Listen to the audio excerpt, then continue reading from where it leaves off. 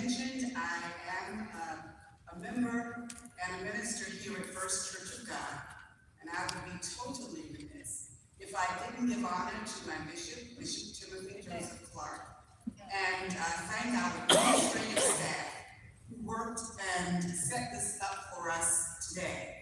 I've never been here for a forum or anything like this, and I came in and said, wow, you all know what we're doing. You're 5-star. So, because it's just set up beautifully. They do this for the community often. So I thank our staff here at First Church and give honor to our leadership.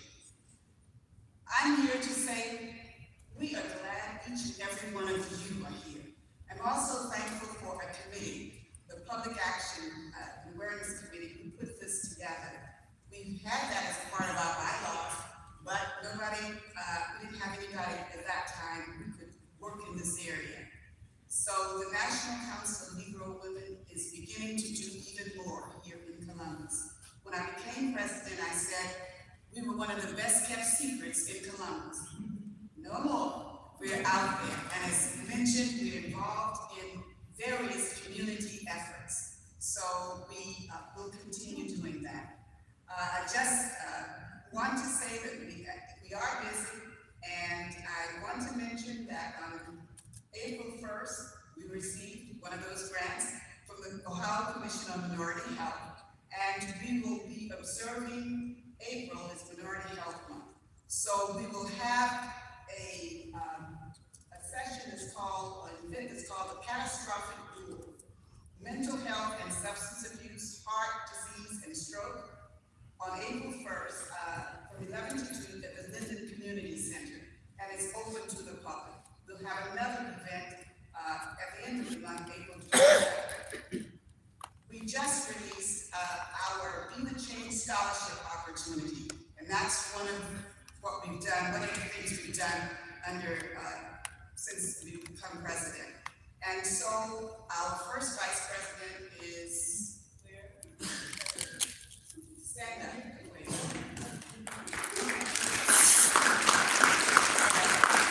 She is another young lady who's coming to help us out. And so we are going to give 5 scholarships in June. 4 will go to high school students, and 1 will go to a woman who's over 25 who's going back to school. So we want to have applicants, and we have a QR code on here, and there's some information out there. So if you know anybody who's graduated, we don't keep the money, we want to give it out to the community. May 4th, we have working with Black Girls Rising. If you're interested in that, ask somebody or ask me. Because for that, we need mothers and daughters or people who are caring for young women. Maybe an aunt, maybe a grandma, to be a part of that event. Everything, 2 things I mentioned is free. The next event is not free. The next event is June 3rd. We'll be celebrating our 40th anniversary and our 20th annual fundraiser. We have been, our organization started by Dr. Mary McCall. Who's ever heard of her? Okay? She was a tremendous woman. And the Columbus section was chartered 40 years ago. And we think that's something to celebrate. So we invite you to be a part of that. We're going to be at the Hilton Easton, and so we're doing it as large as we can. So please, we have tickets available. Treasurer, she's raising her hand too, so you stand up too.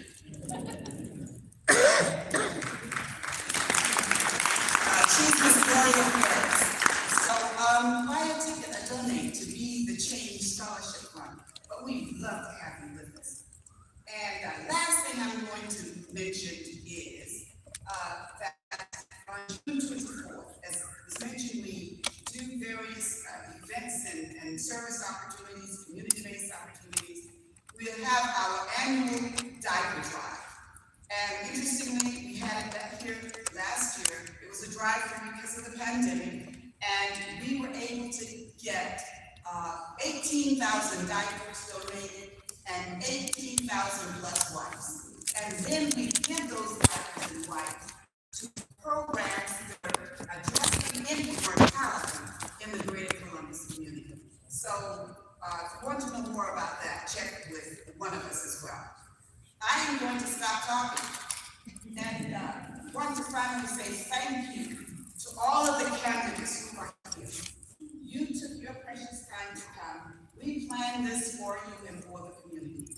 And we thank each and every one of you for being here. May God bless you.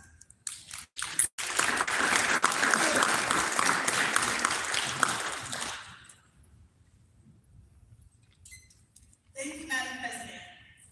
The NCAW Columbus, Ohio section is a nonpartisan organization and are hosting this event to encourage and inform our community partners to help make informed decisions at the upcoming election on May 2nd, 2023. We hope that over the duration of this event, you'll learn more about the candidates and what they plan to do for their respective communities. Before we get started, I would like to explain the procedures of the forum. You will hear from our moderators, Tria and Malcolm. They will take turns asking the candidates questions.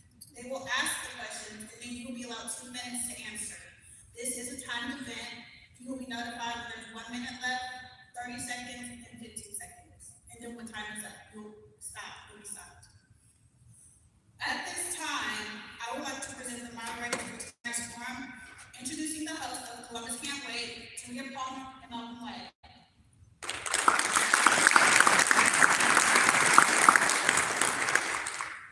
Good evening, everybody.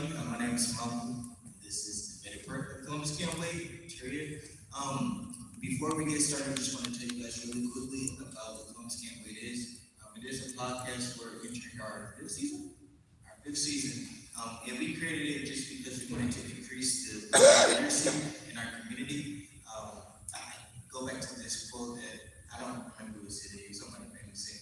He said, "What do we have? A democracy. We can keep it, right?"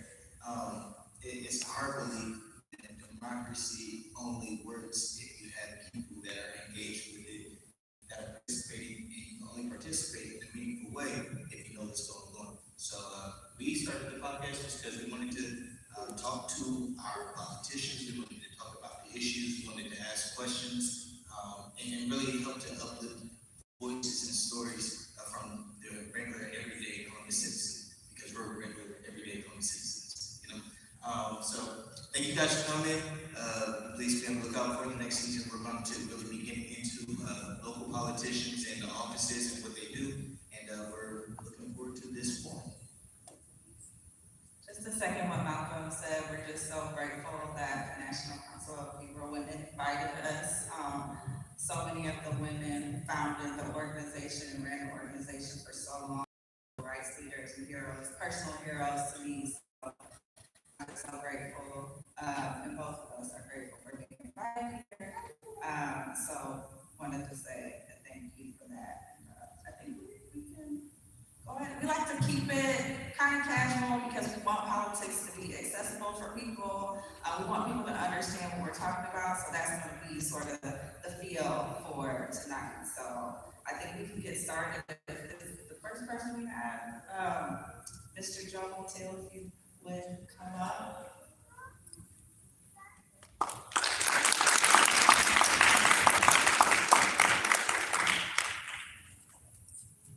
How are you? Good. Thank you for joining us today. Your mic's on the table. And if the first thing you want to do, I told the folks your name, if you just want to say your name again and let people know what you're running for. We good? All right. Hi, everybody. My name is Joe Motel, and I'm a candidate for Columbus Mayor.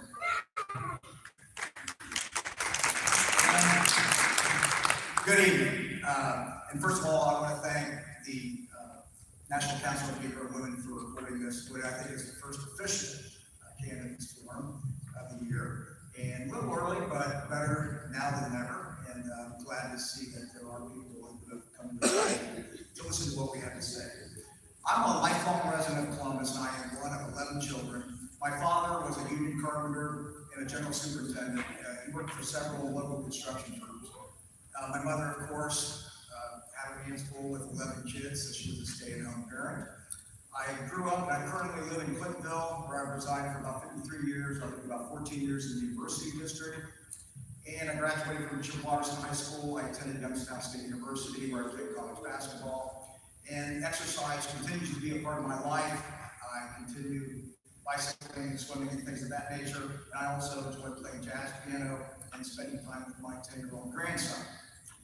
I raised my 2 children while working as a blue-collar laborer, union laborer, until I was 49 years old. And for the last 14 years of my construction career, 40 years, I worked as a safety manager. And I've been retired now for about 3 years. So over the last 4 decades, I've been involved with almost all the City of Columbus departments there are, and served on various area commissions such as the University and Clipville Area Commission, Columbus Historic Resources Commission, and several grassroots organizations since 1985. I can probably spend the next half hour talking about those numerous campaigns and things that I've done within the community. I've run for office since 1995 for city council and state representative. And so I've been involved in various grassroots organizations as well. Oh, 15 seconds, all right. Anyways, my campaign is centered around the very issues that I've spent my entire life fighting for. And that's affordable housing, safe neighborhoods, the city's counterproductive tax abatement policy, our unsheltered and crumbling neighborhoods. Thank you. I got to stop. So. Thank you for giving us a little bit of your background. You spoke about it. Can you talk about what you feel in your background qualifies you to be mayor of Columbus? Well, as I pointed out somewhat, it's a very diverse background in terms of my construction work with laborers, blue-collar workers, and also with white-collar management as a safety manager. I've sat in boardrooms, I've sat in meetings with CEOs, presidents of companies, architects, engineers on a weekly basis on projects such as the Mount Carmel Grove City Hospital, which isn't too far from here, which was a $355 million project that I spent about 3 years working on. I had up to 500 workers that I had to deal with on a daily basis at one point in time on that project. In my music and my arts and culture, with my involvement with sports, playing throughout my life, and having interactions with different cultures and backgrounds of people, different economic backgrounds and socially, that has prepared me for that. And as I spoke to earlier, as well as the 40 years of my involvement in the community in different aspects of Parkland, I'm currently I've been president of a volunteer group at Tuttle Park Recreation Center for the last 32 years. And I have transformed that park into one of the most premier parks in the city of Columbus. We just got a new skate park put in. We've got a hockey rink there. We've got a boat launch. We've got all kinds of amenities. One of the most used parks in the city of Columbus. I've also been the most outspoken critic on city's tax abatement policy over the last 8 years now. I've testified at city council probably no less than 50 times. Debating the fact that these tax abatements defund public education, which impacts the revenues of our Columbus school students, which is one of the most important aspects of lifting people and our children out of poverty. Without a good public education, it's going to, that's about the only way that we can get our children out of the grasp of poverty, and it's going to help reduce crime. Thank you for that answer. I think the next question that we want to know is the office of mayor. What is it about that office that you like, that you want to go and you want to run for that? But maybe more importantly, how would you work with city council to better serve the public? Well, this has kind of been a natural progression, if you will, in my activism in my running for office since 1995 with both city council and state representative. I've been on the ballot 6 times. And so it's time that, to run for mayor, as like I said, it's been just basically a natural progression in terms of the offices that I run for, with the experience that I have. And policy is dictated by the people. And that holds true when you look at, in terms of like the creation of the recent civilian review board. That did not come from policy from city council or the mayor. That came from the people's voice wanting a civilian review board. Recently, I announced, over 2 years ago, actually, it goes clear back to 2015, I've been gradually creating an affordable housing policy that here about a week or two ago, City Council actually enacted about 4 or 5 of my proposals. So that in itself is something that indicates to me that we are all willing to work together in creating truly affordable housing when those policies that I actually have been talking about publicly are going to be sought after and worked on by City Council and possibly the mayor, I don't know. Unfortunately, during the years, we see hear a lot of empty promises from the mayor on things that he's going to do, but these things never come to fruition. It's my understanding that some of these issues that was announced by City Council members a week or 2 ago was on the books since 2015. And why wasn't it enacted in 2018 or 2019 or 2020? This is something that I'm going to make sure that gets passed through. It's called an empty homes tax. Thank you. You did mention our current mayor, weekend there. Can you talk about what sets you apart from our current mayor? In my viewpoint, and of many others, I am not beholden to luxury real estate developers, corporations, and special interests. And all you have to do is take one look at the mayor's campaign contribution list to see who he is beholden to and who puts him into office. When you look at my campaign finance reports, you probably aren't going to recognize a lot of the people because they're people like you. They're friends of mine. They're people that supported me for 40 years in what I've done. They know exactly what I'm all about. They know that I put in the hard work. They know that I'm going to fight for them. They know that I'm outspoken. They know that I'm not beholden to these people. We need independent voices in our city hall. We need independent council members. We need an independent mayor. We need somebody who's actually going to fight for the people, for everyday people, and not just the big money interests that control the city and the policies. And where that money is spent disproportionately in downtown and in the short north. Why are our neighborhoods crumbling? Why are our city business quarters like Livingston Avenue, Parsons Avenue, Sullivan, West Broad, why are they in the conditions they are? If you go downtown into the short north, are there similar conditions down there? No. That is because the infrastructure dollars that you all put into are there to protect the interest of corporate Columbus and the luxury real estate developers. It's to protect their interests, their investments, not yours as people. And that's why we have to change. And that's why I'm running as a mayor of the people and for the people. I am not beholden to these people. Everybody who knows me knows that. And that's how I am going to be a mayor. It's time for the Columbus Partnership to actually be a partner and not just having tax incentives while they're just enjoying all the wealth that they get from city council and the mayor's office. Thank you, Joe. So you mentioned that you're for the people, so we've got some questions actually from the audience. People who are sitting in the audience, I'm going to read you the second voucher program. There are so many fees, application fees, holding fees, and they're not refundable to me. I spent hundreds of dollars applying for an apartment, which leaves me with less money, and also credit checks. I've yet to be approved. This sounds like it's a question about affordable housing. I know that we've talked to you before, and you've mentioned, some of your hopes for the city in terms of affordable housing. So, do you have anything to answer this question, or how you would improve affordable housing in Columbus? Sure. Unfortunately, I think if I understood your question correctly, some of those were issues that were kind of related to Columbus Metropolitan Housing Authority in terms of vouchers. Yeah. But as I kind of touched on earlier, my affordable housing policy or program proposals, whatever, is basically a 12-point plan. One of the things I have been advocating for almost 2 years now, actually 2 years this July, is that the city of Columbus contribute at least $60 million of its American Rescue Plan dollars. I also lobbied and asked that the county, at a public hearing, put $60 million from their American Rescue Plan fund. And I also wrote a letter to the Columbus Partnership, asking them to put in $60 million. That would be $180 million immediately toward affordable housing, which could create about 6,000 units. The city has not spent one dime of our taxpayer dollars of American Rescue Plan money to build one affordable housing unit. The county has spent, I believe, $5 million in giving that money to the Affordable Housing Trust Fund. The Columbus Partnership, of course, would not respond to my letter.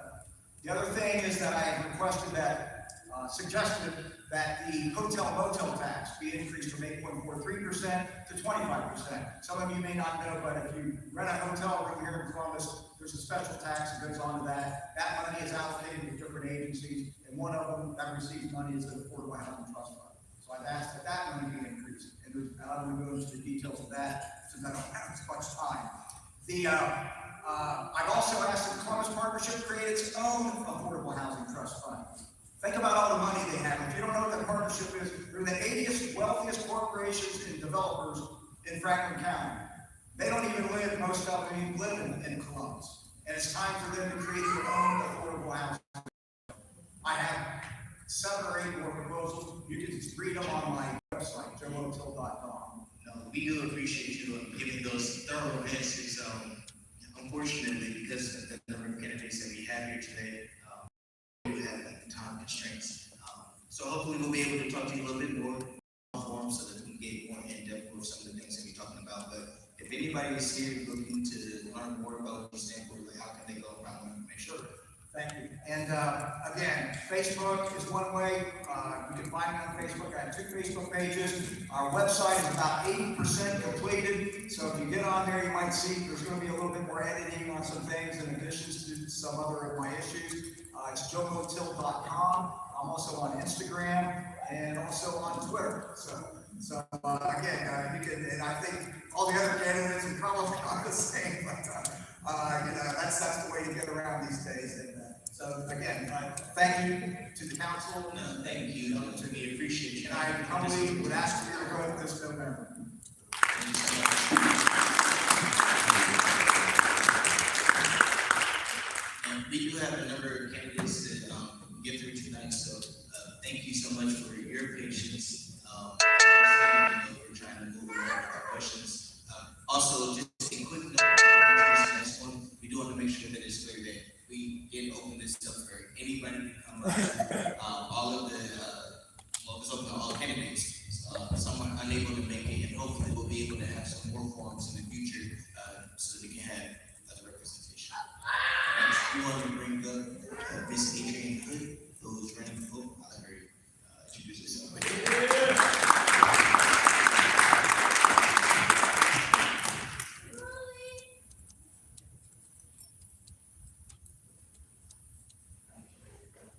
So, whenever you feel comfortable.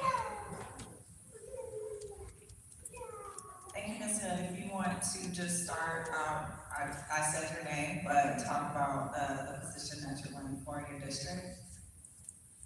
Good evening, everyone, and thank you, first of all, for the invitation. My name is Adrienne Hood, and I am running for City Council. This year is the first year of districts, so I am District 4, although the race is going to be a citywide race. Thank you. Can you talk a little bit about your background? How long have you lived in your district, and why are you interested in being elected to City Council? Sure. So I'm a Columbus native. I graduated from Independence High School. Don't hold that against me. Might be some Eastmore people out here, some Walnut Ridge. But I am a Columbus native, graduated from Independence High School. Most of my life, I grew up in Linden. My grandmother, our house is still in Linden. So that is where I spent a majority of my time. I am also a retired Master Sergeant with the Air Force Reserve. I did do 3 years of active duty with the U.S. Army as well. I'm a mother of 3, and I have 4 grandchildren. And I got into this space, unfortunately, very tragically. I lost my son to members of the police department. June 6th of 2016, and since then I have been involved in a space that I never anticipated being involved in. But nonetheless, I am here, and because of the things that I have learned, since being in this space, I want to represent the people who don't have a voice oftentimes when it comes to our elected officials, and I want to bring us into the conversation and the decisions. So you mentioned that this is the first year that we're gonna have districts. We wanna know, what do you see as the biggest challenge that's facing your district, and how will you serve the interests of the people who live there? Can you say the first part of your question again? Yeah, we just wanna know the biggest challenges that you feel like face the people who live in your district, and what you would do on city council to address those needs. Yeah, so unfortunately, oftentimes when you see or hear women, it's in the media in a negative way. Linden has a plethora of rich soil, but we don't often see that when it comes to our local media. I will not deny that we definitely have our challenges. Our youth, have challenges. Our mothers and fathers have challenges. We want to have, better pay, decent paying jobs for our families to be able to have a better life. But there are also things that we can do as far as our youth are concerned with activities. We have the challenges. They are bringing in more things with rec centers, but we have lost generations of our young people because of these things being taken away. And so we have to do the things to bring those individuals back in, because they're the ones that are having children now. So we have to have services that are available for our young people, but we also have to have services that are available for their parents. So thank you for mentioning the generational aspect of the work that you're trying to do. Would you talk about what changes you would like to see on city council? What do you feel like is working, what do you feel like is not? Well, Mr. Joe Montiel talked a lot about the tax abatements and whatnot. And honestly, I was not aware of a lot of that information prior to. But I remember one specific city council meeting that I went to, and there were a couple of people, new neighbors that had moved back into the community that were complaining about a drug house. And as they were sitting there, I heard the woman mention the tax abatement that even she had for her house, and I just sat there thinking, someone just bought a house next door to my grandmother that could potentially have a tax abatement. And here we are putting our money together for my grandmother to pay her taxes. And that was troubling. That was troubling to me. And so, just as we continue to move forward with city council, we have to have everyday people that are a part of that conversation in a genuine way, right? And make decisions from that viewpoint, as opposed to the ones that dump the money into our communities, and as Mr. Montiel said, oftentimes don't live here. They don't have the same concerns, they don't have to look at the same things that we have to look at. And so, being that genuine voice that's not afraid to say no, that's not afraid to push back, that's not afraid to challenge the establishment, I think is necessary and it's time for it. So, Mr. Hill, I wanted to ask you, one of the questions that came from the audience. I'm gonna read it to you verbatim. It says that multiple studies have been done that show citizens of Columbus want better public transit. What will you do to improve public transit in Columbus? Somebody asked me that not long ago, and though I don't have a very vivid memory of it, I do remember when I was a little girl that actually was a train that went through Linden. I don't know a whole lot of the history behind it, but I do remember seeing the tracks and my grandmother telling me the story. As Columbus continues to grow, we cannot expect for everybody to be in a vehicle.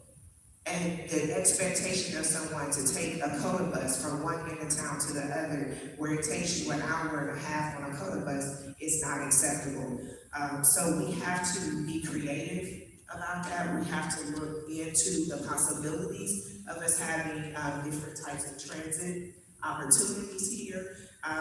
Quite honestly, that is something that I would have to look more into, but I'm absolutely open to it because, again, my aunt drives for coda, and for someone to have to take someone 2 hours to get to work, where I would imagine that person is probably a single parent, or someone, just doesn't have transportation, it's not okay. So we have to be open to that, and we have to look for more of those opportunities because, again, Columbus is a growing city. Thank you so much. Unfortunately, we've run out of time, but we really appreciate all of your answers today and can't wait to talk to you more about your platform. Thank you so much. You're so welcome. And for those that want to follow me or volunteer, my website is hood4cols.com, and all of my social media is the same. Hood, HOOD4cols.com. And I like to say, Adrian Hood, a neighbor for all neighborhoods. Thank you. Thank you. Can we have our District 5 candidates come up, those who are running for District 5 for City Council?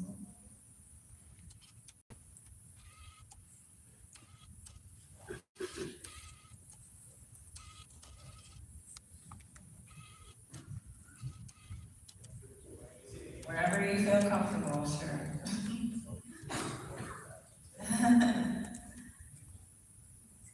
Thank you, gentlemen. So if you both just want to take a second to tell us your name, and I mentioned District 5, so just tell us your name and then we can get started with the questions.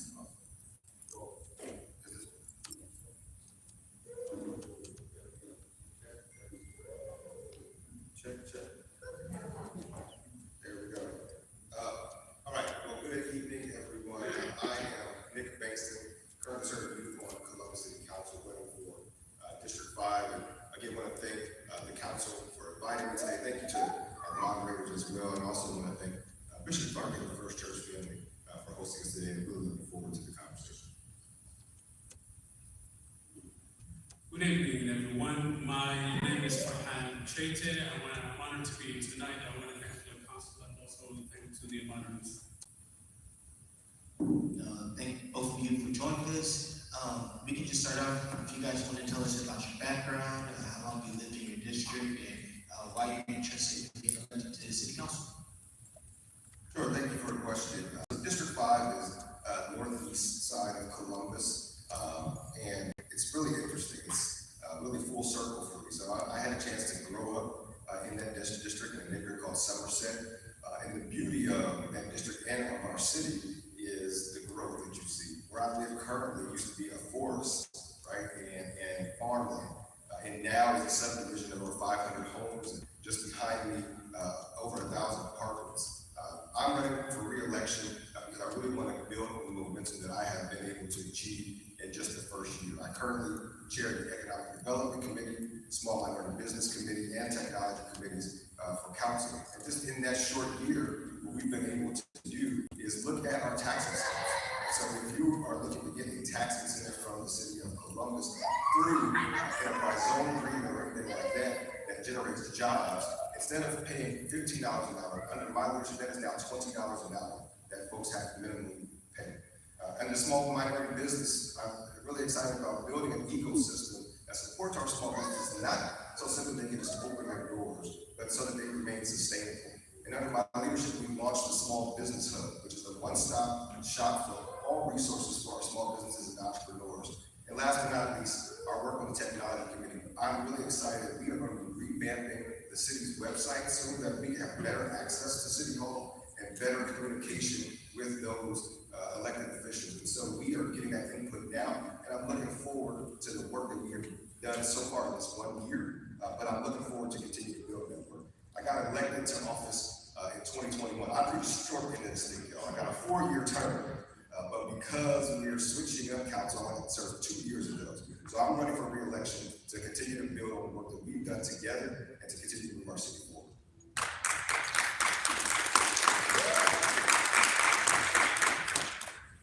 My name is Farhan Chete. I grew up in the Linden area. I'm a proud graduate of Linden McKinley and an alumni of White Dominican.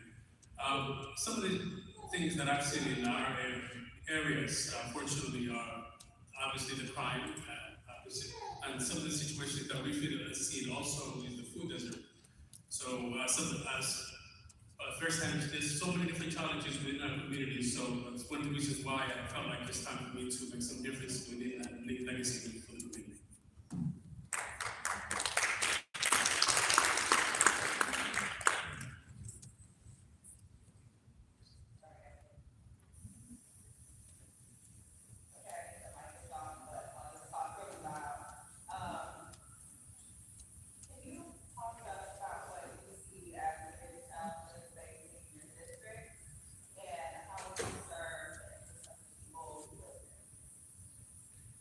Thank you for the question. You know, when I think about my district, District 5, what is facing that district is really what's facing the city. I often say that our growth is our biggest opportunity, but it is also our biggest pain point. When you think about what is going to happen with Intel, our district is just less than 20 minutes drive to the Intel site. And so what the biggest concern is that growth and that impact and how it is going to disproportionately impact that quadrant of the city is top of mind for me. So that's doubling down to make sure that we have affordable housing so that folks that either work there or live in that neighborhood are able to stay in that neighborhood and don't get priced out of it, and are able to share in the prosperity that is going to come from this amazing growth. Additionally, when I think about that District 5, again, things that pertain to the entire city is transportation. Thinking about adding another 1 million people to our region, not by 2050, that is now fast tracked because of our growth. So we have to make sure that we invest in a multimodal transit system that gets folks to those job centers, but also helps them get around the district and around the neighborhood. And last but not least is really focusing in on our youth. We need to continue to invest in them, continue to invest in facilities on that side of the district. We do have one rec center in our district, but as the community continues to grow, we have to make sure that we invest in facilities where we are able to have more programming for our youth and continue to invest in them. And one other thing that I think about with our district, but again, I think it relates to the city, is workforce. We have to invest in workforce strategies that get people ready for these jobs. It does us no good to have all of this growth, to have all of these folks come here, and then we have to import jobs, import construction jobs to come to our city. It is my goal that we make sure that those jobs stay here in the city of Columbus, and that the Columbus residents share in that new prosperity. Some of the challenges that we see in our district, unfortunately, when it comes to investment, it has to start from the ground up. And to do so, within our high school levels of kids, there was a time when we used to have trade schools. And we really want to implement trade schools from like auto mechanic, carpentry, plumbing, and that will give an opportunity to the youth today, where that's running around with the crimes, opportunity to pick up trades. Not everyone is going to go to college. That will give them an opportunity to lift up the whole community when it comes to the economy, the prosperity of the community. And another big thing that I only see is the, unfortunately, food desert within some of the neighborhoods, especially East Linden. I've seen some of the elders, unfortunately, who are far away from the grocery shopping centers. Transportation is not really the best. So we got to figure out a way where we can encourage, it could be people that from within the community to become entrepreneurs that can open up grocery stores and partner up with urban farming, so we can have a healthy community and at the same time find a way to boost up our local entrepreneurs within the district. Thank you for your answers. You guys are both running for city council, and we wanted to know the same question we asked earlier. What are some of the changes that you would like to see on city council? What's working and what's not working? Well, I would say one huge change that is coming is an expansion of council. 9 members, something that we are going to have to navigate as a collective.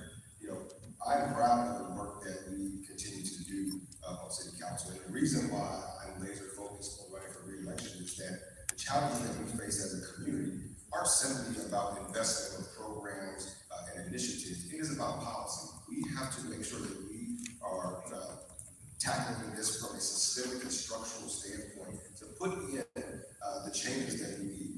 The decisions that we make today will impact the Columbus 2050. And that's why I am running for re-election.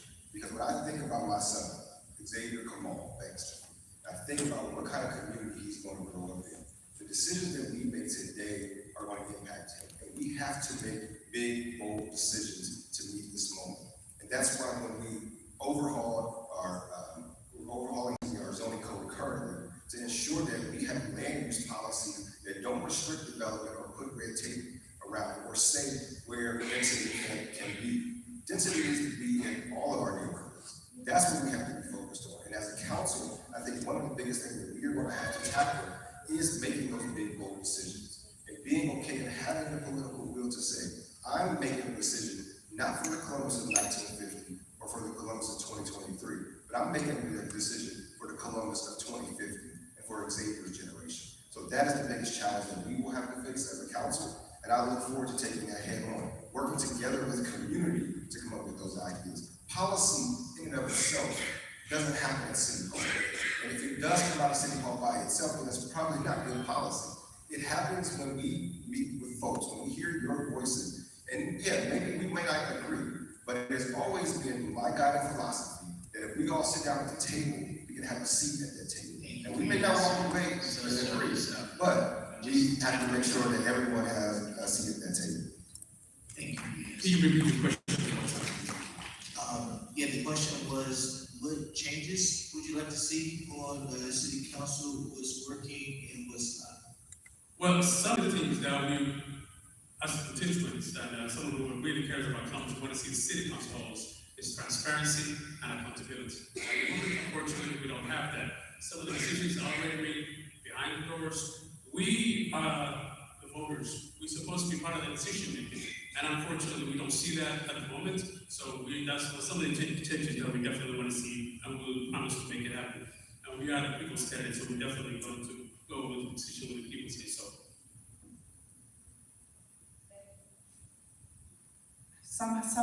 We have some questions actually from the audience, so I'm going to ask some of those questions to you all.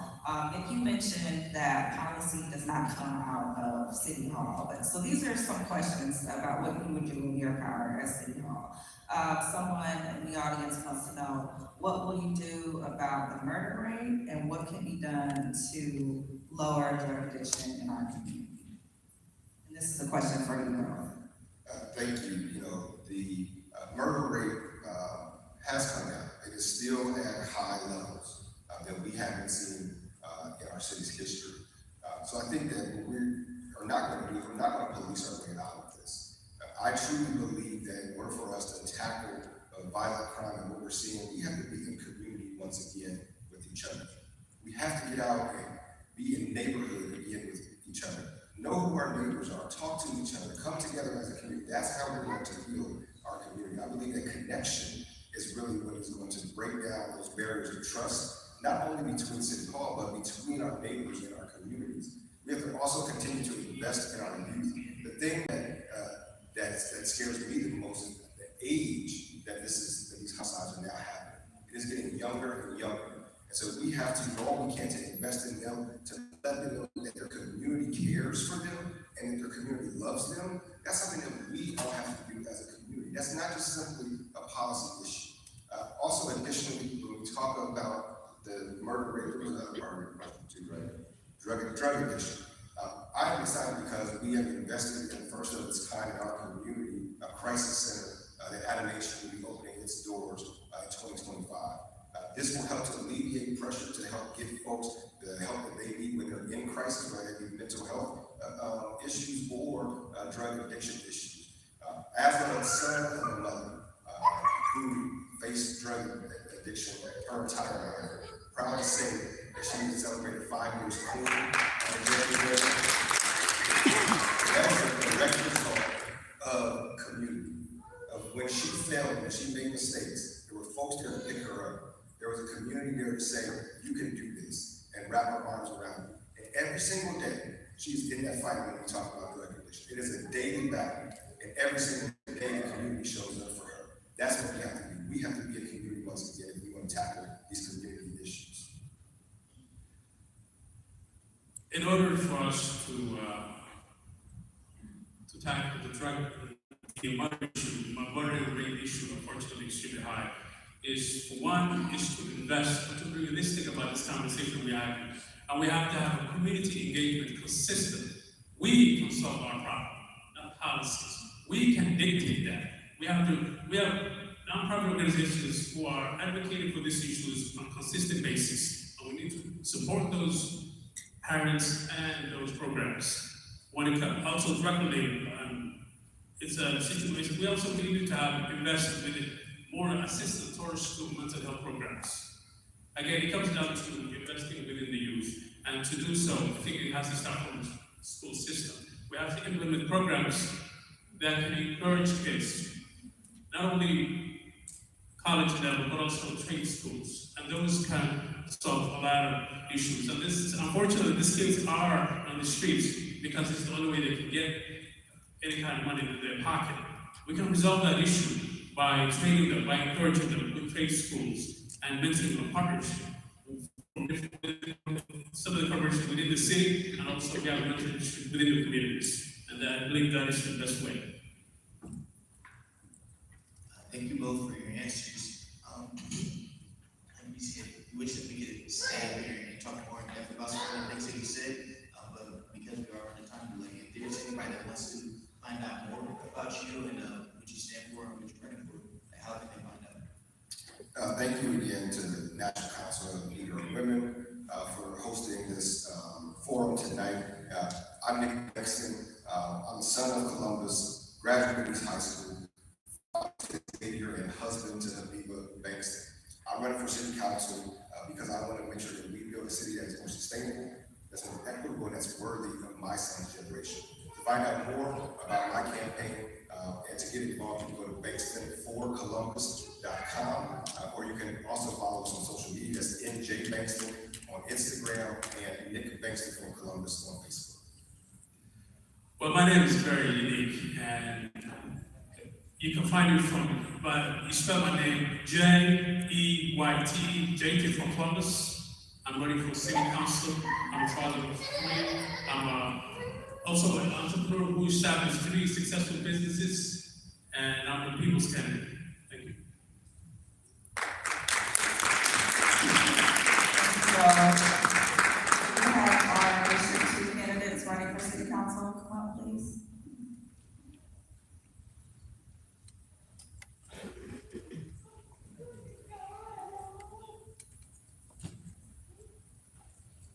As y'all were listening, you might notice that a lot of the questions are similar. We wanted to do that for continuity and give people opportunity to talk about their platform, so.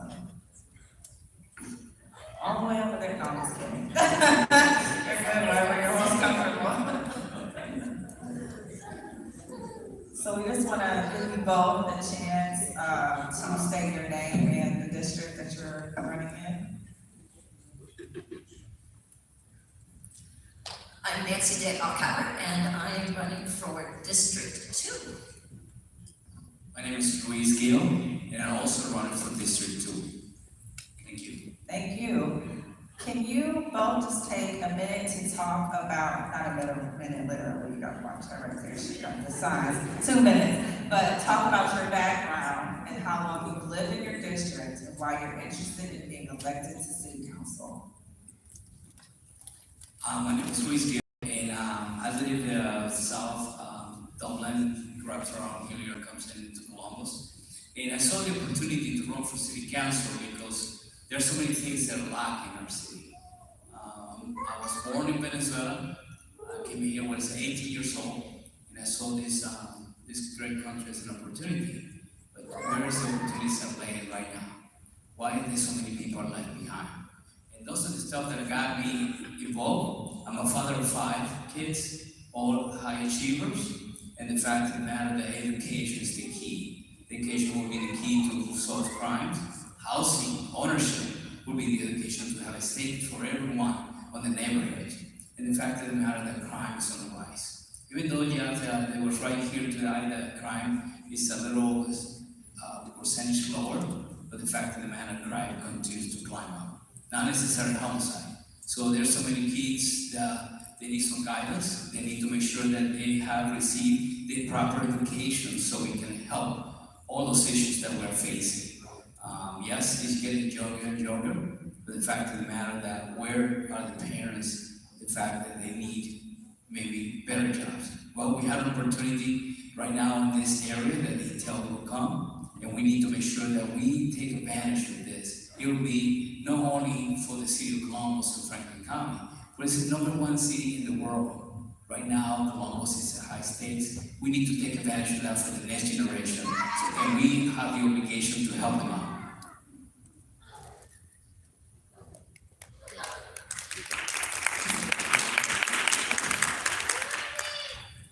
I am not from Columbus, I chose Columbus. I moved to Central Ohio in 2005 to earn my master's degree, and I chose to stay because I loved the city and I saw it as a place where I could achieve my American dream.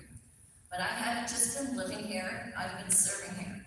I moved to District 2 in 2012, and I have spent the last decade working to address human service needs on the west side. I live in District 2, but I work on the west side. I serve a church on the hilltop. I've been addressing food insecurity, addiction, homelessness, senior services, not just by complaining about what's not getting done, but by actually working with other groups and creating programs that actually address the needs. I saw running for Columbus City Council as an opportunity so that I can serve more of the city, not just my little side on the west side. I see it as an opportunity that I can serve everywhere because we're not running for District 2.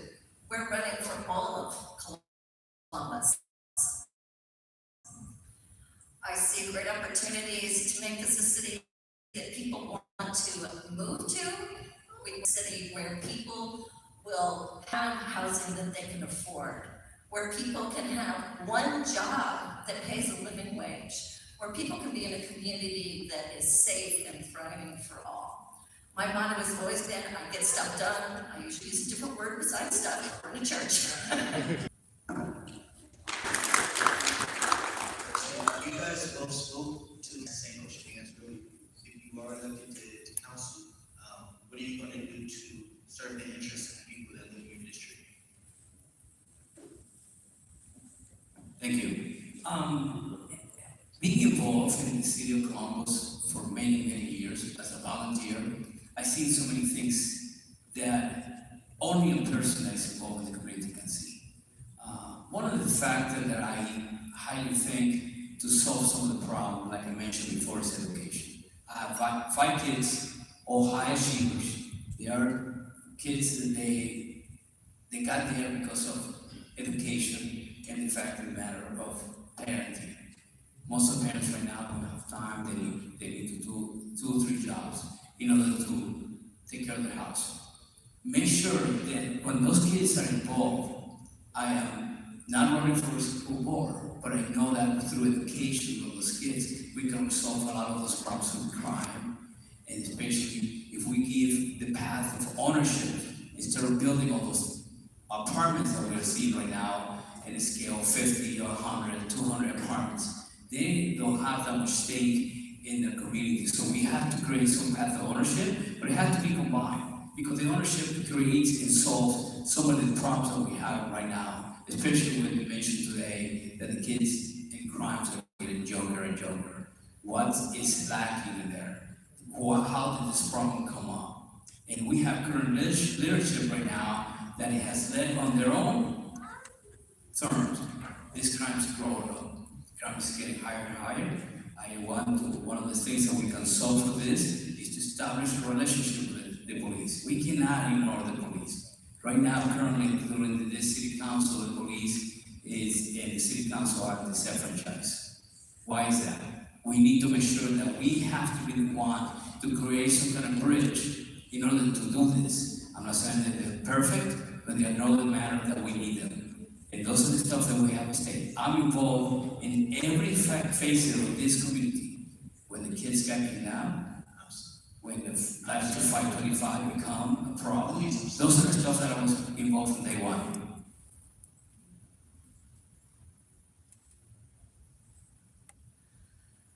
Well, the question was, my particular district, the needs of my district are very different from the district where I work. In District 2, public transportation is a huge problem. I spent 20 years in the San Francisco Bay Area where I didn't need a car to get to work. I had all sorts of options for public transportation. I was shocked when I moved to Columbus and found out that I could not get a bus to go anywhere from where I lived. I would have to walk along a very busy street with a narrow shoulder and then a ditch, so that you get to an even busier street on Hilliard Road that has no sidewalks. So I could wait for an hour for a bus that would take me down to West Broad Street, where I would take a bus that stops at every block, so it would take forever for me to get downtown. We need to revamp how we do public transportation. Link Us is coming, but that's not enough. People need to be able to use public transportation. It gets them to work, gets them to school. Housing is another issue where I live. On the far west side, we actually have land that people want to purchase to develop, but we're in the Darby Accord, so we have huge environmental issues that need to be addressed.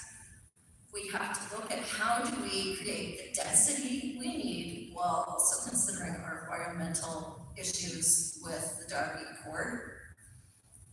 And in every community, public safety is always an issue, and it's a complex issue. It has multiple different approaches that have to be taken because crime comes from a variety of different situations. So those are 3 issues that my district would consider to be most important. Thank you so much. Here's another question. What changes, if you were elected, would you like to see on city council? What do you feel is working and what do you feel is not?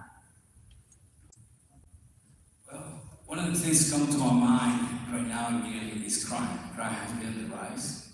City council has remained in one party for the last 15 years. The 18-wheeler truck is smoking and getting attention. And to fact of the matter, when I got involved with Latitude 525 and the search for those 2 twins, I saw things in Columbus that I didn't believe that they existed here in Columbus. See, being the basement, police telling you, please do not be by yourself, because the fact of the matter, you don't know what you're gonna encounter. Those are the stuff that have made me believe that City of Columbus needs more than what we have. The City of Columbus needs to have real solutions for the real problems that we have between housing, education, and of course, home ownership. I'm a big believer in home ownership because that will give a stake to every person in that community. I mean, perhaps we need to get the area commissioners more involved and to have more decision making. Because as the City of Columbus is expanding to 9 city councils, this is the time that we have an opportunity. I like to mention 100 years. We had never seen this before, that we can take over city council and perhaps make big difference, big changes for the better of all of us. Things are not working currently. Crime is on the rise, like we were talking about. Those are the stuff. We have had number one company coming to near us, Intel. Let's take advantage of that. It's gonna be unique. $5 billion to start. It's gonna take 5 years. I like to get involved with those little ones from elementary school and start telling them what's good for them at this point. Because it's gonna take Intel 5 years to start running. What is it now? There are 70 more companies coming with them. Let's take advantage of that.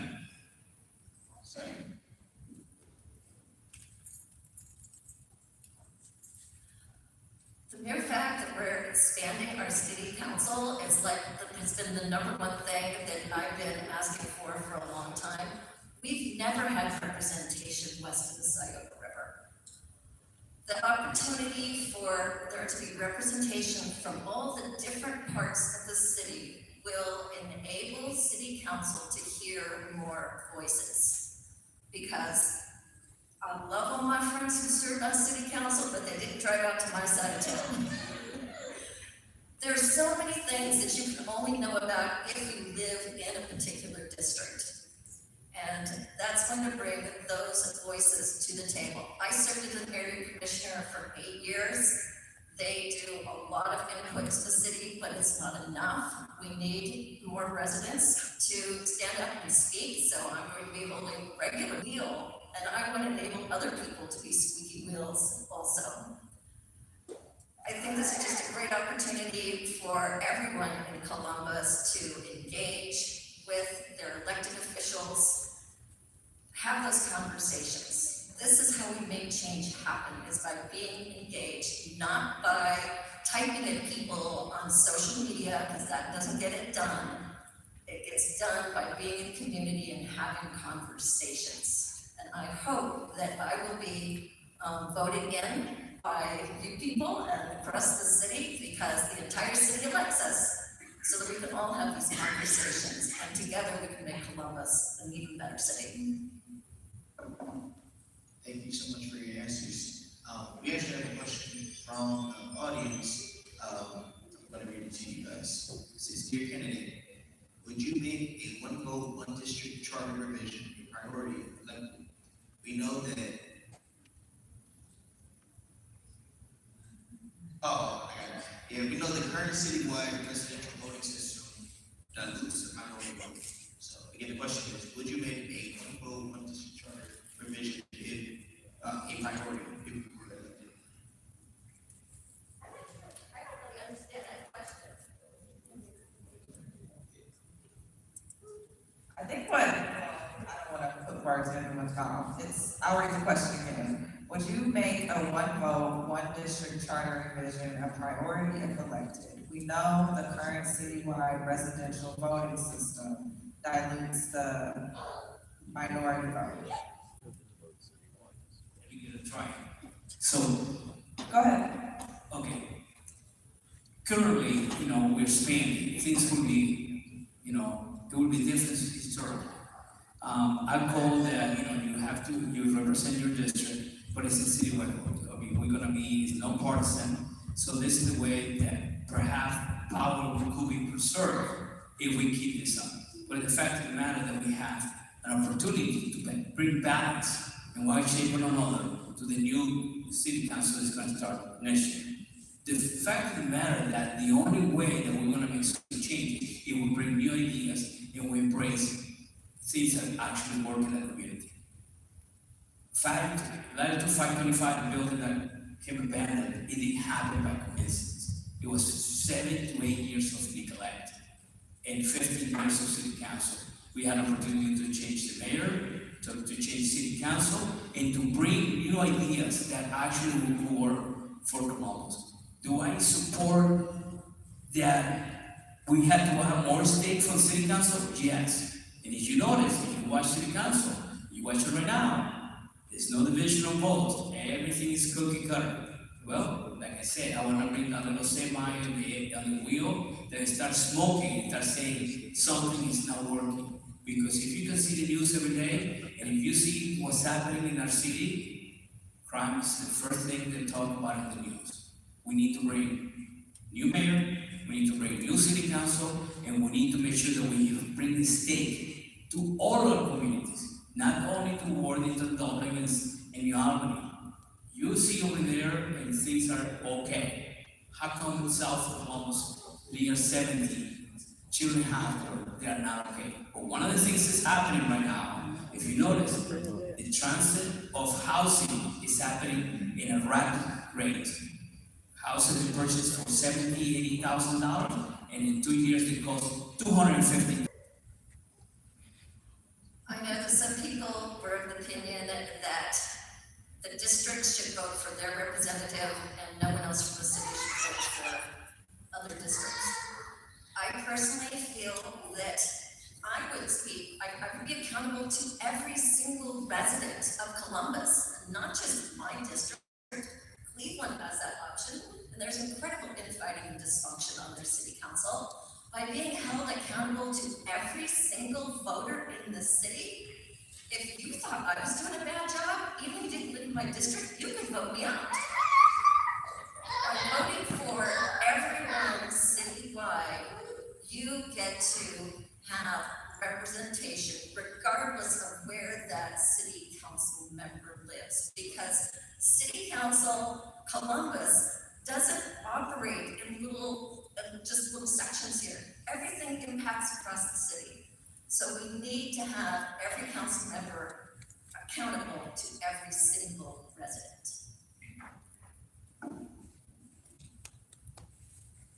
We do appreciate you guys giving us all the answers, and thank you for your time.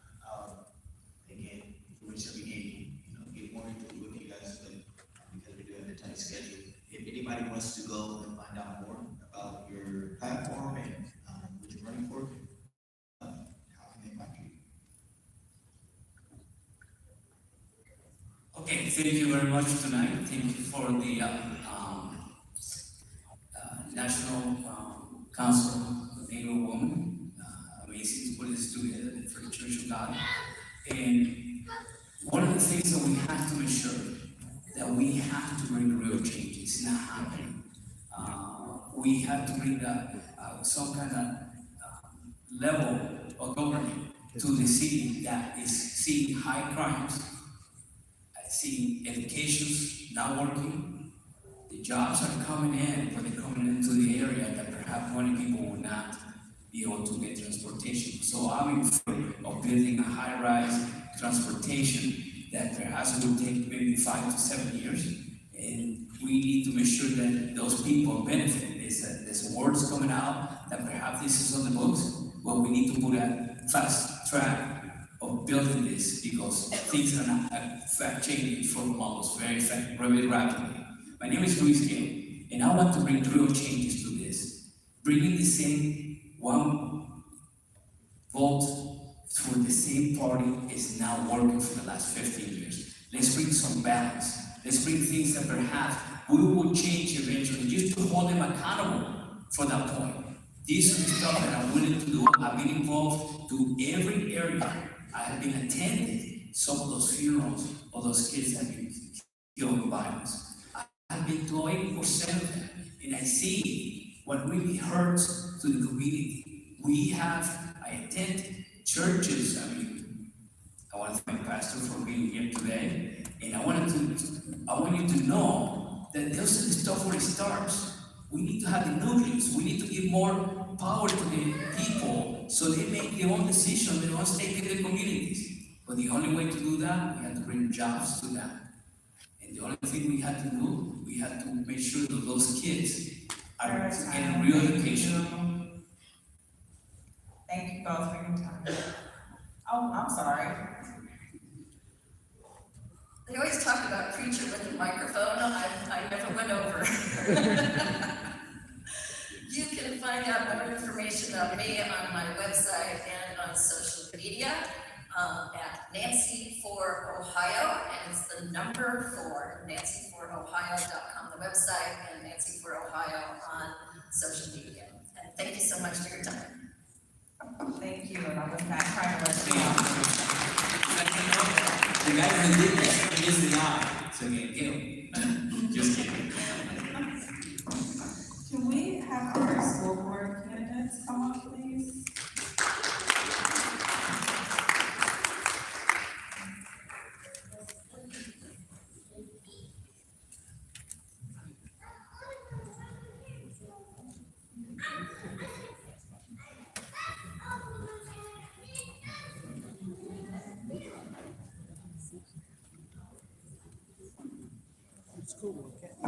Please.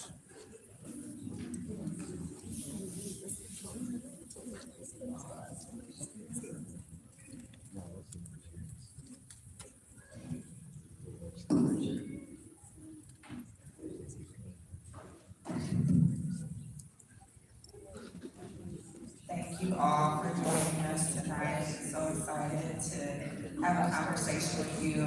I think we're going to do this on a little bit. We know you all are here for school board. I'm going to ask the first question before you answer. Just say kind of who you are. So So my first question for each of you is, start with your name, and then please outline how you believe your personal and professional background will help strengthen Columbus City Schools.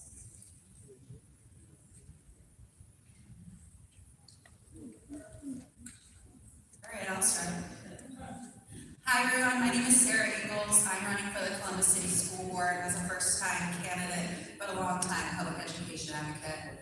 I started my advocacy as a high school student, actually, when I testified before my school board against book bans on The Perks of Being a Wallflower and The Lovely Bones, if you remember those books at all. So that's where I got my kick started.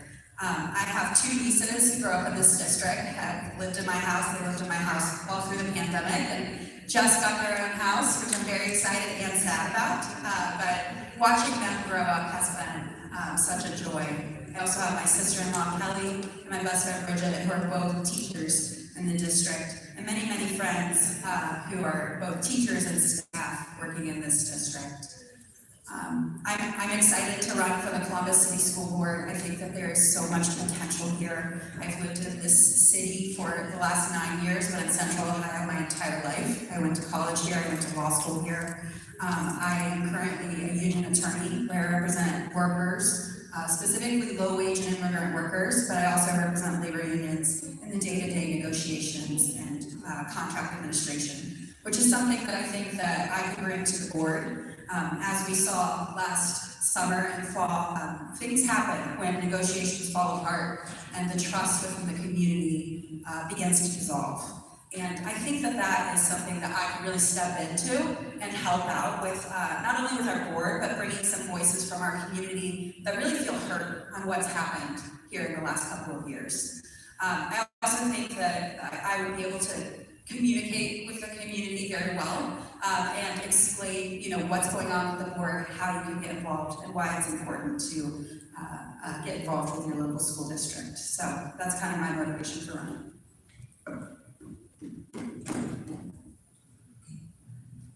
My name is Brandon Simmons. I'm a proud Columbus City School graduate. I grew up on the hilltop with my grandparents, and for years as a student, I watched our teachers overworked and under-supported. I watched our school buildings crumble, and every year I saw our district get more and more top-heavy with administrators.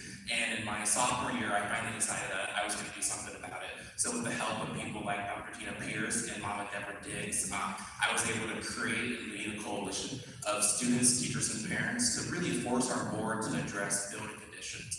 Together, we were able to get a total of $4.5 million reinvested back into Columbus Current High School, and I'm really ready to kind of continue that work forward. Last summer when our teachers went on strike, I really saw the inefficiencies that were on the board.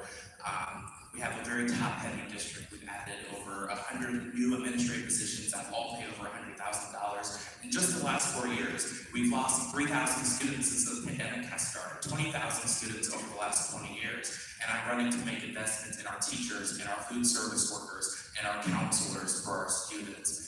Education is so important. It's one of the most important things we provide to people, our community. And I know Columbus City Schools can be better. I know Columbus City Schools can be a district people are proud to go to, people are proud to send their kids to, and I'm really excited to be able to be a part of that mission. And I have a dream that public education can be a lot better, and I'm committed to public education. And I want to thank the Columbus and First Church of God. I'm so happy to be here, and thank you very much. So, great question. Before we get into answering the question, I want to thank our conveners of tonight's conversation, as well as our hosts. Thank you all so much, and for our community members who are here this evening and those that may be watching. This is an important conversation to have and to start at the space of what am I currently bringing to our board. As a proud product of this district, I understand what it's like to be a student in our district. I also have students myself. I have 4 4 children who are also graduates and within the district. So as a parent with students in the district, I understand the challenges that they are currently facing. So that lived experience as an alumni of this district, but also as a parent of students attending this district, I understand the opportunities and the challenges that we face in that space. But most importantly, the expertise that I add to our board is my education, the knowledge that I bring to the board. I have a doctorate from the Ohio State University in political science with specializations in sociology, African and African American studies, and women's studies. I share that with you all to help you understand that I study marginalized communities and how to help marginalized communities capture and maintain power. Education is one of those great tools and resources that communities can use to capture and maintain power. Having the expertise in that area, I bring a different perspective, a knowledge level, an expertise and skill set that my other colleagues do not bring to the table. In my professional life, I also work at the Ohio State University in our Alumni Association. I have served as a college professor, advisor in the college space, and so I understand what it takes for our students to be successful, not only in college, but in life, and so I bring that perspective to our board as well.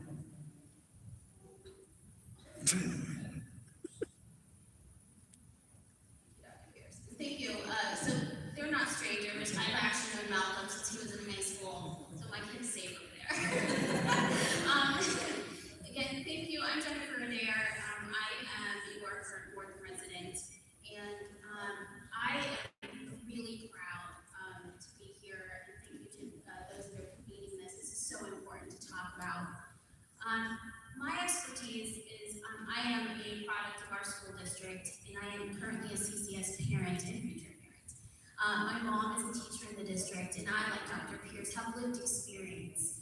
I've been a proud member of this community, serving on numerous area commissions and civic associations, really dedicating my time to giving back. And for me, public education has always been the thing that has proven to make a strong community and democracy. I am professionally a diversity, equity, and inclusion professional and a lawyer by training. I've spent a lot of time working in government, working on systemic issues, working to bring justice to our community. And I really believe that we can take those sort of things and bring it into our school district. And that's what I and the rest of our school board have been working on. We have been strong advocates for public education, fighting against those that want to destroy it. And I'm serious, it is a fight. We are paying attention to what is happening in our state house and across our country. We have to do that in order to ensure our students in our district have the opportunity to learn and grow and fulfill your vision, the portrait of a graduate, which we work very hard to establish. I'm excited to be running again. I'm an proven leader. I'm a mom. I'm a daughter of a teacher. And most importantly, I'm one of you, a community member. So thank you, and we look forward to the questions. Thank you all for introducing yourselves, and this next question before I ask it, do just kind of want to level set. And this is a big question, and the reason why we're holding the forum so early in the election cycle is because I know that some of these conversations are going to take a while. So just be mindful of the 2 minutes. I think it's a big question, and we're going to try to keep this going. From your perspective, what do you believe are the biggest challenges that are facing Columbus City schools today, and what do you believe are the solutions that you can make? I know, right? I'm sorry.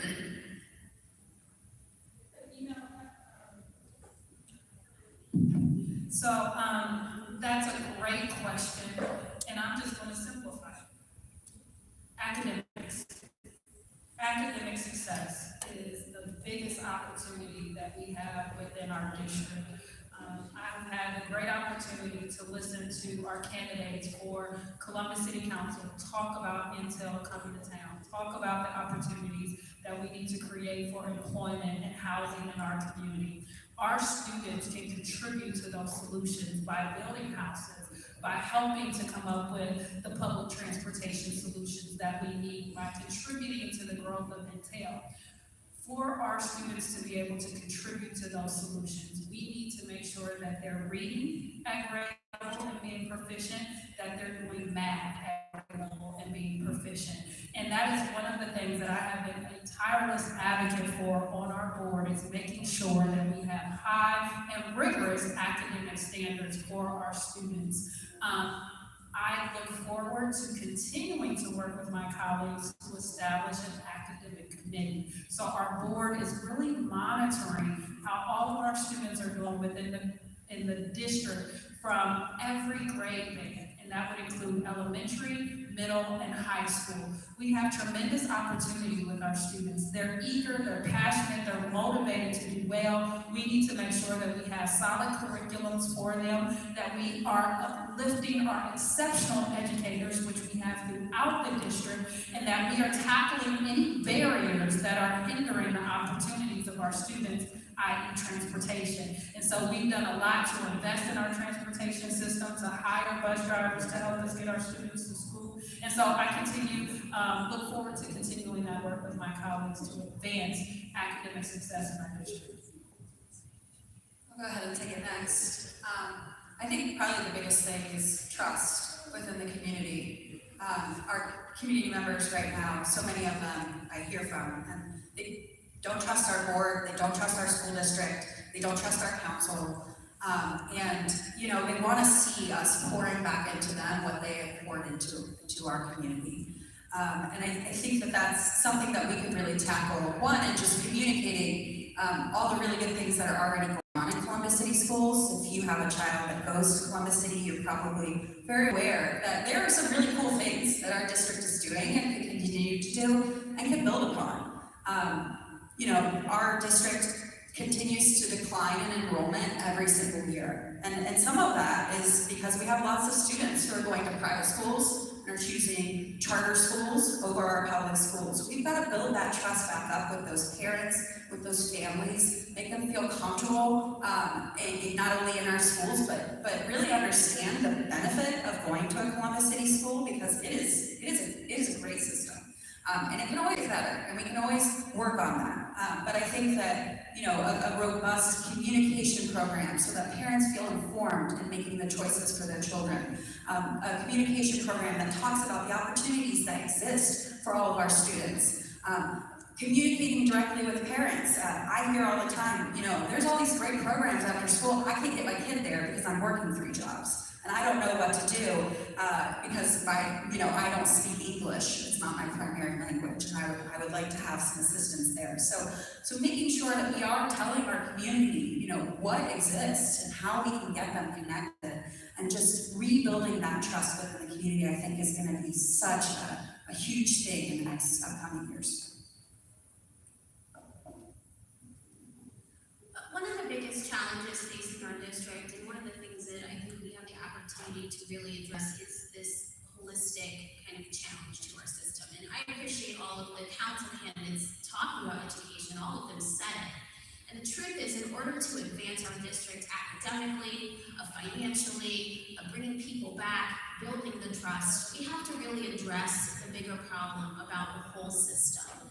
And that is that the education system here in Ohio has always been built on a foundation of inequity and discrimination. And we need to talk about that. And that's the work that our board is doing. With our principles of equity and really trying to advance this work, I'm really proud of that. We've stood up to a lot of things that have gone on that address both overt and covert racism here in the district. I mention this because without addressing this, without addressing the holistic nature of the challenges facing our families, they will just continue to not have the opportunity. So that does include things like housing and healthcare and crime and access, because it's all very connected. And that's why you heard council candidates up here talking. But we need council, and we need the city, and we need the county, and we need the state to all come together with us and us with them to really make it fair. We're really proud of focusing on student outcomes. We have a saying, until adult student outcomes don't change.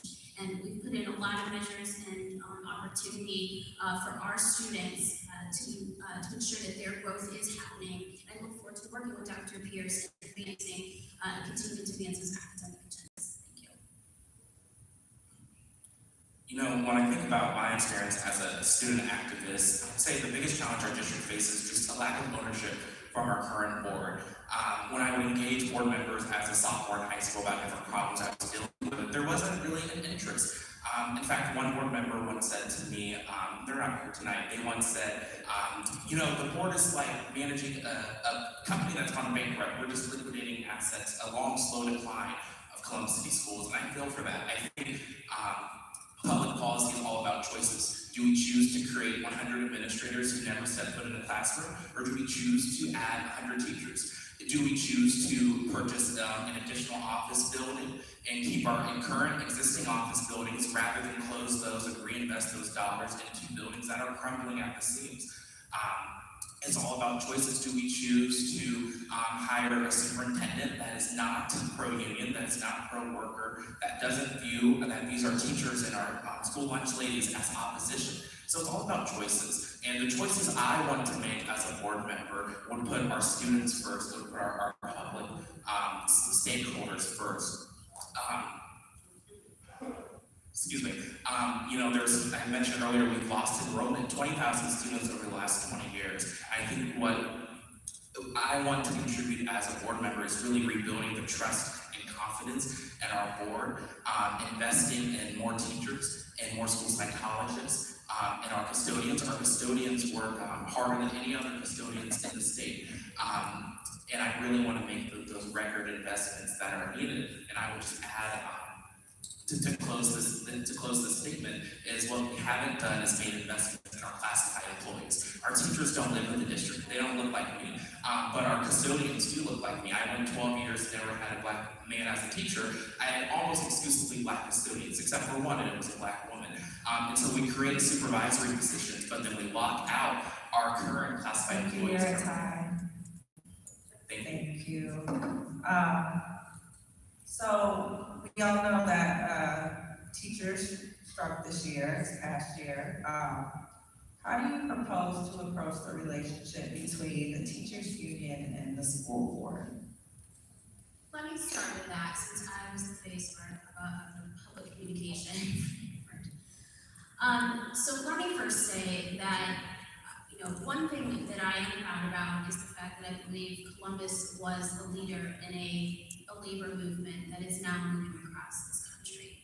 And the voice of labor is incredibly important. And so, you know, while we sit on the side of management, the things that we are talking about are very real and important, and things that we want to address. The condition of our buildings. The board voted to put a ballot initiative on that had to, you know, we ended up removing based on some political climate issues. Paying our teachers. Every year we've been on the board, I've been on the board, we've increased the pay and ended up giving a 4% across the board raise every year. You know, these are things that we really believe in, things that we know will improve our district. And we need to talk about it as a community. This board, myself, we've been on since 2019. We're new. And so you do have a new board. And we are ready to really dig in and transform our district. And that really means valuing, showing respect to all of our professional educators. It means talking about wage disparity. It means raising up our working class and bringing everyone up to a level that we know means results for our students. I am not anti-labor. This board is not anti-labor. In fact, we are so excited that we actually brought in a new union, our safety and security team, just recently. And so while we had a strike, the relationship is building and strong, and we know that we have to come together as the adults and really make a change for our students. Thank you.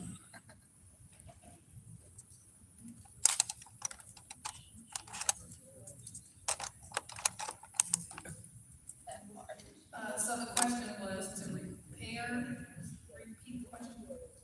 And the question was, how do you propose to approach the relationship between the teachers union and the school board? You know, so this is complicated.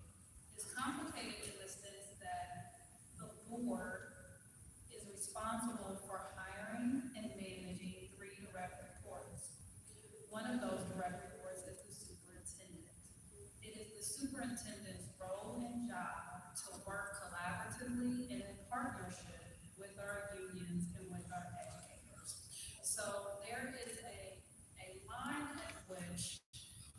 board governance can influence how the superintendent interacts with her colleagues, be it union, non-union members, but they're all educators.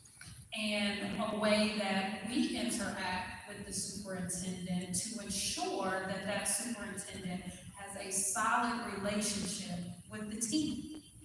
And so as we think about how we move forward, given what happened with the strike, we need to ensure that our board has transparent and accountable governance that is setting policy in relations to how we want the district to operate, how we want the relationship with all of our direct reports and their teams to be, and we have to be a model of that.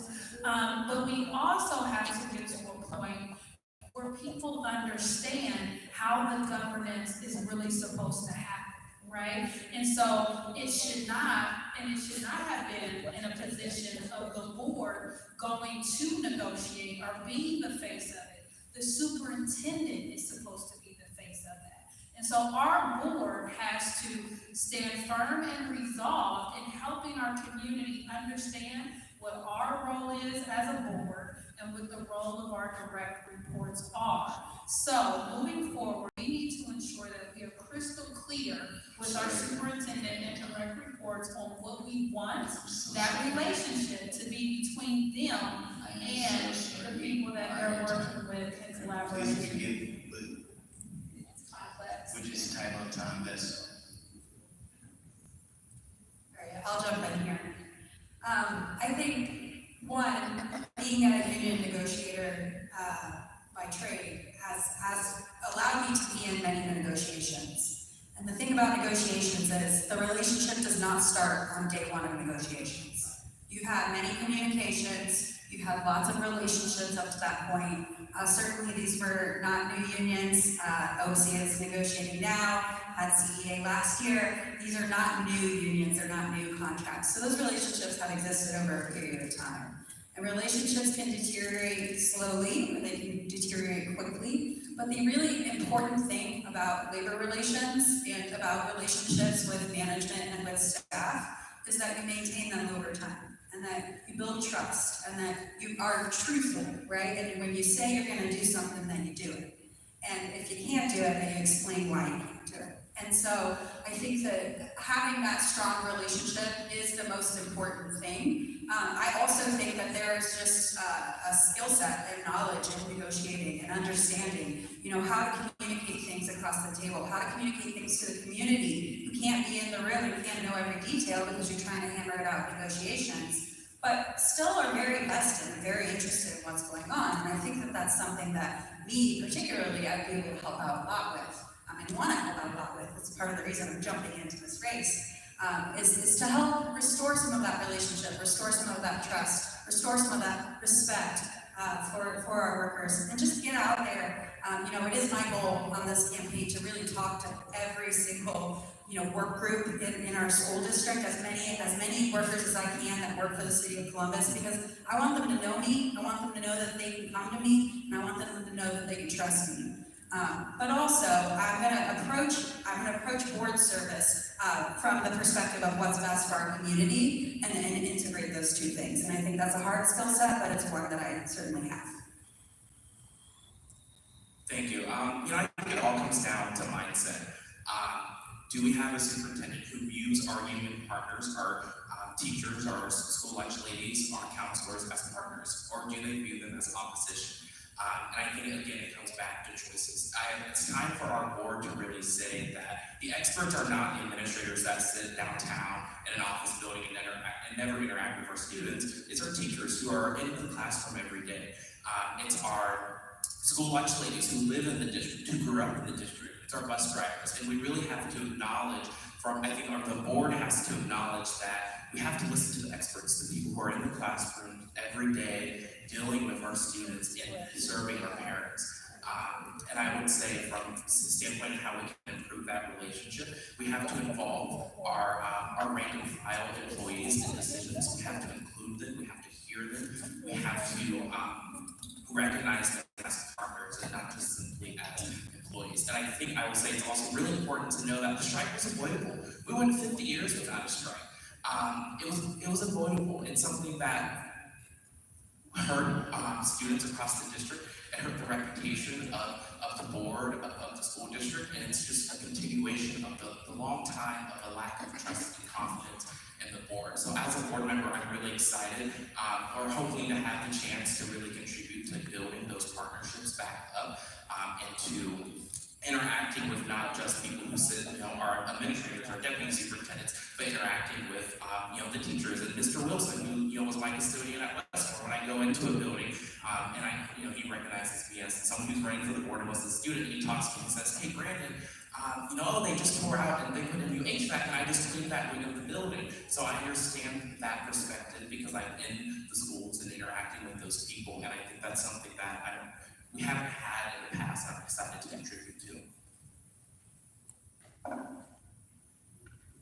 So first, thank you all for your answers. Trina and I were over here talking just about how we got so many great questions from the audience, and we want to ask all of them honestly, but just because of time constraints, I think that we're going to have a part two, or just a way for us to have a more elongated conversation about everything that you're talking about, because I think a lot of good points were brought up.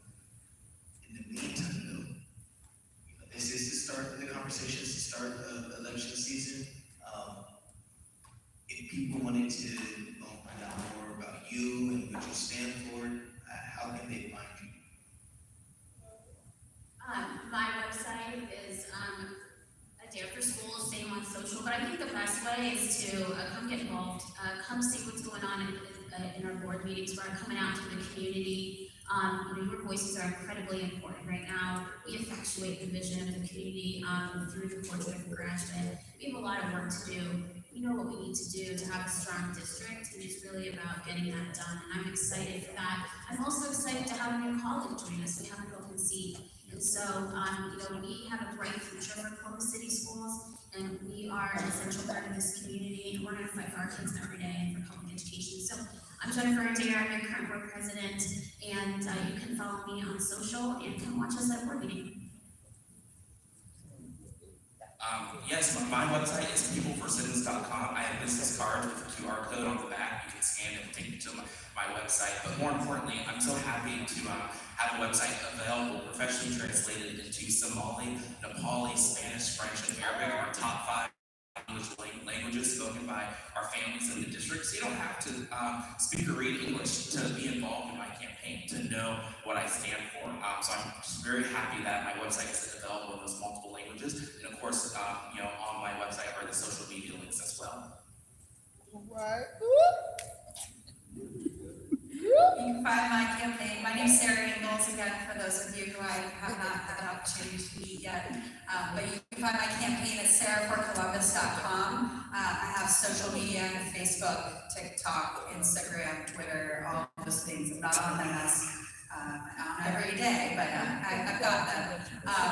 So come find me. And then just probably the biggest thing to get involved in the campaign is that I do want to listen to our community members. I want to talk to folks who have families in the school system. So if you are somebody who is interested in doing that, having some kind of round table, I love meeting in small groups. So if you are somebody who wants to have a conversation and bring in some folks that you may know, please invite me. I would love to do that with you. That's how you probably best get involved. So you can find out more about my campaign by visiting my website, and that is tinapearce4ccs.com. I am also on Facebook, Instagram, and Twitter as Dr. Tina Pierce. I echo what my colleague, President Adair, said in terms of coming and just joining us, engaging in this great work. We have rotating meetings. So our last meeting that we held in the community was at South High School. So we will be going to different buildings to have our board meetings. Prior to those board meetings, we have an opportunity for office hours for community members to actually sit down and have conversation with us. So we encourage you to come have conversation with us. We have committees and subcommittees where we are always eagerly seeking community members to serve on those committees. So please, if if you are interested in joining one of those committees, we look forward to partnering and working with you.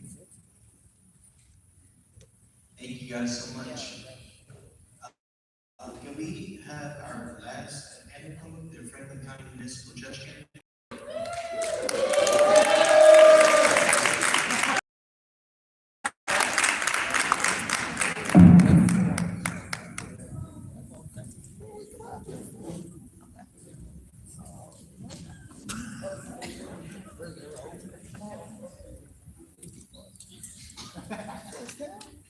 Yep.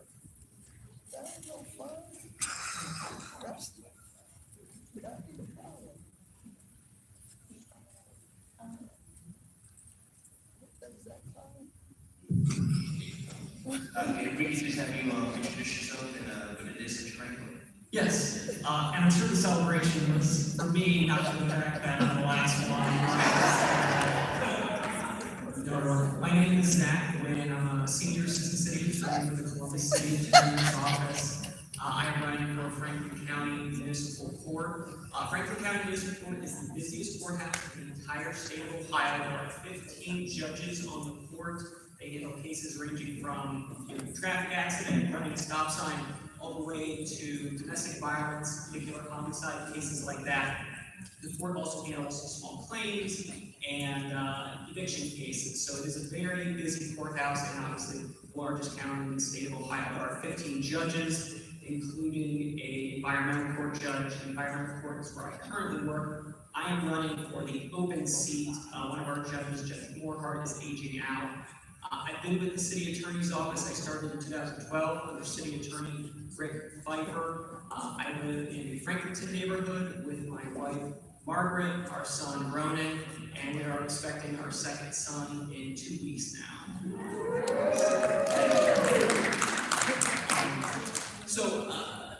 Started out, I met my wife at State University for law school, was chief managing editor of the Journal of Criminal Law, and have had a variety of experiences. Started out as an assistant prosecutor, then I was a criminal defense attorney. I came back to the city attorney's office and currently a community attorney. So we handle environmental concerns in terms of safety and health for residents throughout the city of Columbus. I specifically handle issues on the west side of the city, so Franklinton and Hilltop, cases such as Sawyer Towers, Colonial Village, cases involving health and safety throughout the community.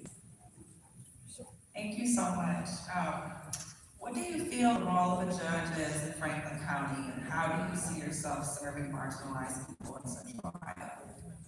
So my experience is very much in some of our most marginalized communities. I said I live in Franklinton. My neighborhood, the section of my neighborhood has the lowest life expectancy of the entire state of Ohio. 60 years old. We have some of the highest death rates for cause of overdose, poor health outcomes. So having done that work, I also work in some of our most marginalized communities, such as Franklinton, working with Wedgewood Village and some of our residents through My Project USA.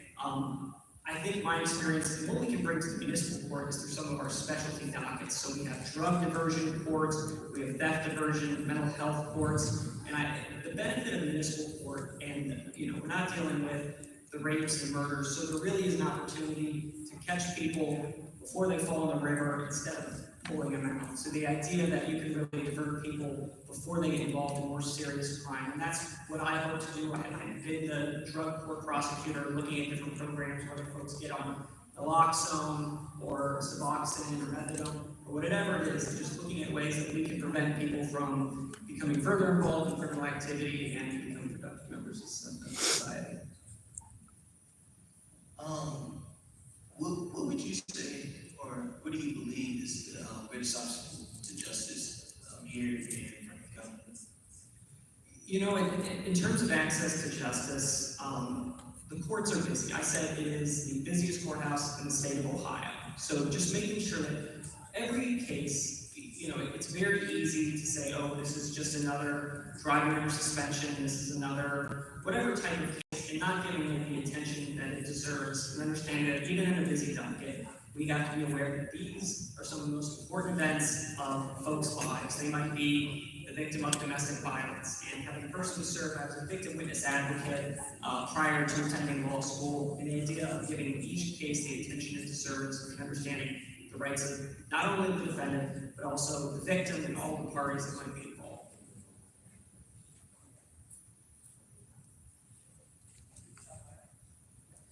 Best of the mic again. Thank you so much.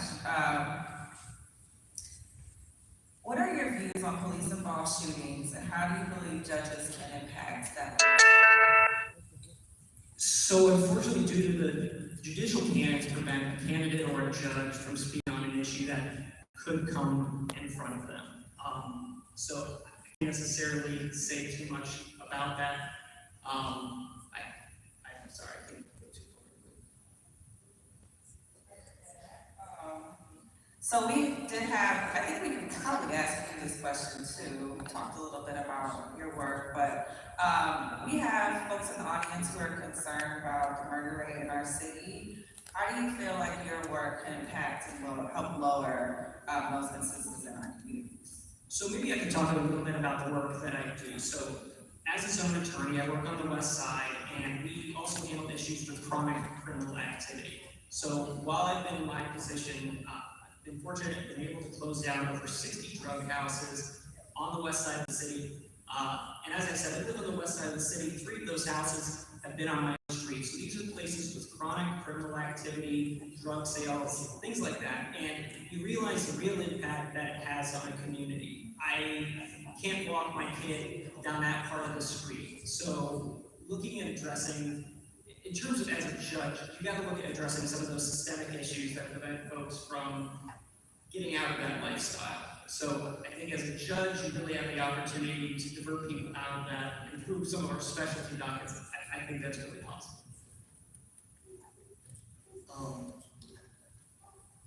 So I'm listening to what you're saying, and I think, I'm trying to think about how to frame this question, right? I'll say it like this: what do you think are some misconceptions about the duties of judges, and maybe like some of the things that judges can do that we just don't know about? Sure. I think a lot of the misconception comes from just, well, part of it what we tell people is that, the justice system isn't law and order. Cases don't all happen in one day and resolve there, but a lot of the power really is in the prosecutor's office. The judge doesn't get to determine what a plea deal is or what type of charge is offered or presented. The judge really is, the referee there who, makes sure that all sides' rights are protected throughout either the trial or at a plea or something like that. So the judge's role is somewhat limited, which, unfortunately, judges don't have the ability to be as proactive in a case in terms of negotiating and things like that. But I will say, our judges here in Franklin County are incredibly active in the community, doing things such as warrant set-aside clinics or helping folks address issues with driver's licenses. But it's the fact that the judge's role is actually a little more limited than some might prefer or believe. Can you please describe one instance in which you faced an ethical dilemma and how you resolved it? Sounds like a job interview.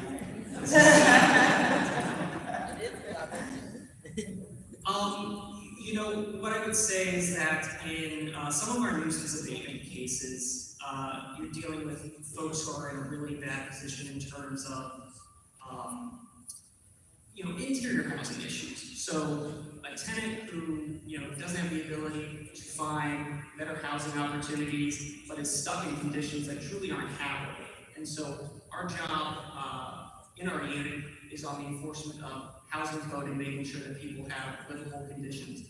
So at what point pushing landlords and property owners that they need to bring their properties and make sure that people have dignity in the places that they live without putting pressure on them to get rid of occupants and tenants. So really balancing those two interests and making sure that folks still do have clean, healthy living conditions to be in, but also not forcing someone out of their property and then another vacant property and another person who doesn't have housing. Thank you so much for that. If folks wanna look up your platform and learn more about you, where should they go to do stuff? Yes, so you can find me at winforjudge.com, winforjudge on Facebook and Instagram, and I would get in trouble if I didn't say last name Gwin. We will not have a party affiliation, D or R. Easy name to remember though, because it is win with win. Thank you so much.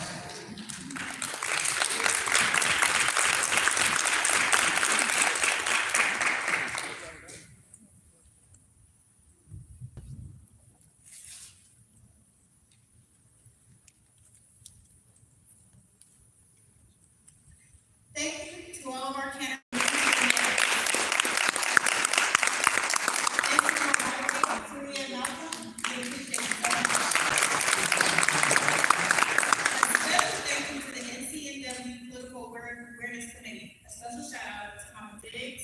Morgan, Bailey, Christine, and myself. I do want to highlight, as previously mentioned by Madam President, we want to give a thank you to our audio ministry and our mighty men of valor in First Church of God.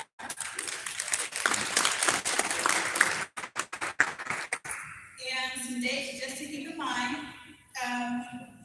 April 1st, it is our mental health and substance abuse and heart disease and stroke at the Linden Community Center. It is from 11 a.m. to 2 p.m. This is open to the public. Please share. Sharing is caring.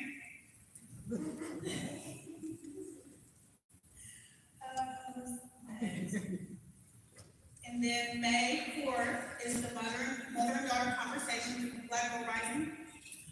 You know any mother and daughter collabs that you would like to share this with, please send them our way. We would love to have them. On June 3rd is our 40th anniversary. This is a big event for us. At our 40th anniversary, it's our 21st fundraiser. It's a luncheon. We anticipate having up to 250 people in attendance. If you can, please purchase a ticket. You will not miss out. It will be an amazing event. And June 24th is our annual diaper drive. If you know anyone that would like to contribute, that would like to volunteer, donate, please send them our way again. And we appreciate you for our efforts. At this time, could all members of NCEW please stand?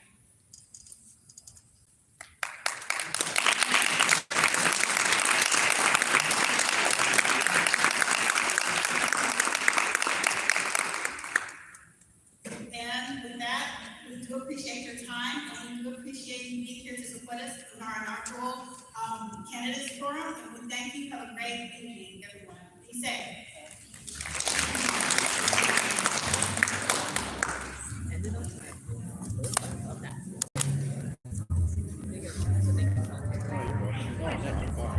Oh,